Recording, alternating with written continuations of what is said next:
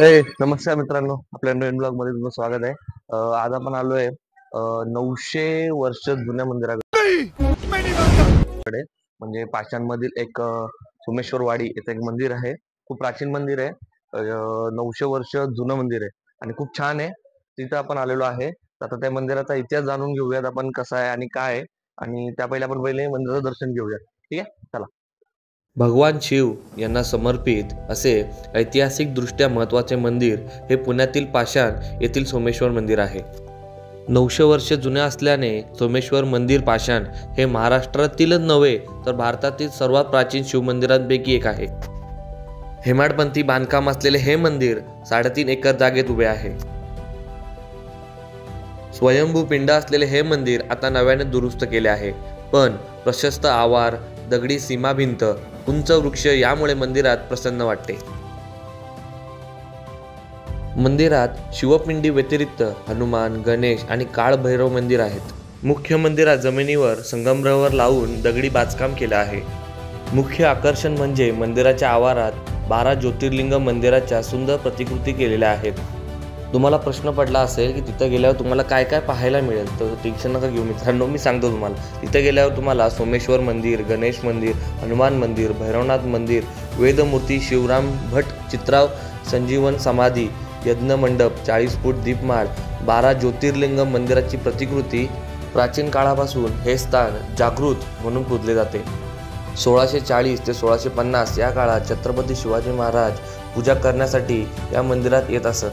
1984 मध्ये सार्वजनिक निधीतून मंदिराची पुनर्बांधणी करण्यात आली. मंदिराचा जीर्णोद्धार करण्यात आला आणि चमकदार पांढरे संगमरवर स्तंभ बनवण्यात आले.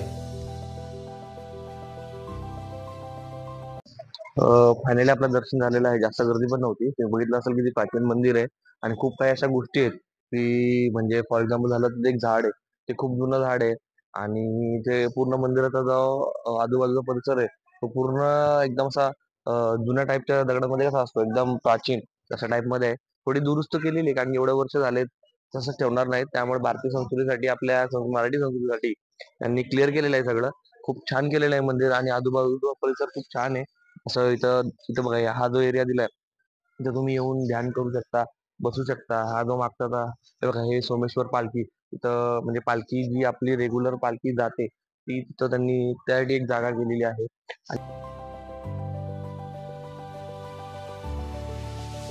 प्रामुख्याने 3 प्रवेशद्वार आहेत या मंदिराला. मुख्य प्रवेशद्वार सोमेश्वरवाडी हे आहे. दुसरे प्रवेशद्वार राम नदीच्या बाजूने आहे आणि मंदिराचे तिसरे प्रवेशद्वार हे मंदिराच्या पश्चिमेकडून आहे. सोमेश्वर मंदिर पाषाण येथील दर्शन सर्व भक्तांसाठी अगदी मोफत आहे. तुमची इच्छा असल्यास तुम्ही दानपेटीमध्ये देणगी सुद्धा देऊ शकता. आणि मंदिर आठवड्यातील सर्व दिवस सकाळी 8 वाजता उघडते आणि संध्याकाळी 7 वाजता बंद होते. सगळ्यांना पडलेला महत्त्वाचा प्रश्न म्हणजे सोमेश्वर मंदिर हे ज्योतिर्लिंग आहे का? त्याचे उत्तर म्हणजे सोमेश्वर मंदिर हे ज्योतिर्लिंग नाही, हे स्वयंभू शिवलिंग मंदिर असल्याचे मानले जाते. हे एका गुराख्याने जमिनीतून खोदले होते, ज्याला भगवान शिवाने त्यांच्या स्वप्नात असे करण्याचे निर्देश दिले होते. फायनली सगळं दर्शनाचं झालेलं आहे आणि आता आम्ही चाललोय नेक्स्ट प्लेसला. म्हणजे 12 ज्योतिर्लिंग त्याची एक व्हिज्युअलायझेशन प्रतिमा ती तयार केलेली आहे इथं आणि ती खूप बघण्यासारखी आहे. जवळच आहे लगेच. चला तिथे जाऊयात. पाणी पिऊयात पहिले. शिवा सरांना ओळखलं का तुम्ही? आपले मराठी बाहुबली. मंदिराच्या लगेच साईडला तुम्हाला हे ज्योतिर्लिंगाकडे जाण्याचा रस्ता दिसेल तुम्हाला.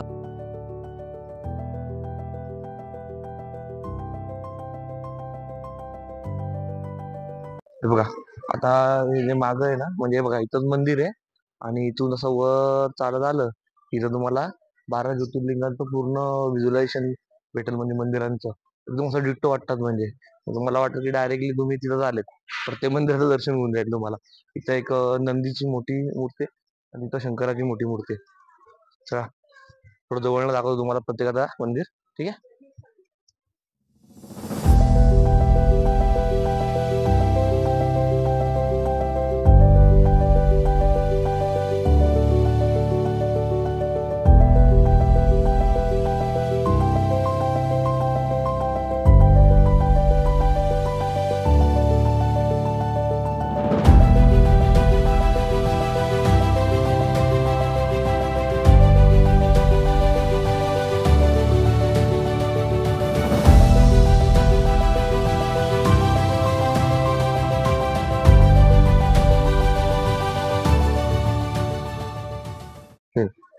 फायनली आपला पूर्ण फिरून झालेला आहे.